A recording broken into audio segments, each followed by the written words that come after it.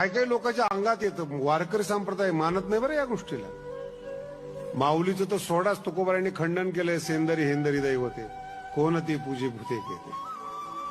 अंगात येणारा हा मनुष्यच नाहीत असं लेखी प्रमाणे तुकोबारायांचं. आणि आजही तुम्ही पहा, कलेक्टरच्या अंगात येत नाही, मंत्र्याच्या अंगात येत नाहीत, जी बाई दात घासत नाही, आंघोळ करत नाही, अभ्यास करतो, तुझ्या अंगात देव जातो. देवाला पण काही चॉईस आहे का नाही?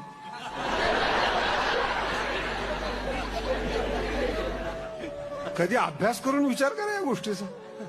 कुठं जावं, कुठं राहावं, काय करावं.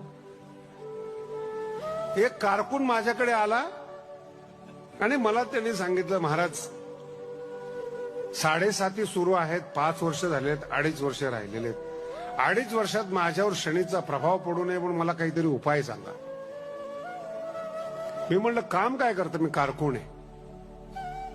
तुझ्या मागे कोण लागलंय? ते मग शनी लागलाय. म्हणजे एवढं मोठं कशाला समजतो स्वतःला? तो कारकून, तो शनी ग्रह पृथ्वीपेक्षा कैक पटीनं मोठा, त्याला तुझी चॉईस मिळाली. म्हणजे तुझ्या मागे लागावं शनीने, इतका लहान नाहीये तो. इतका शनीचा अपमान नका करू. आपल्या मनानं आपल्याला दुःख दिले.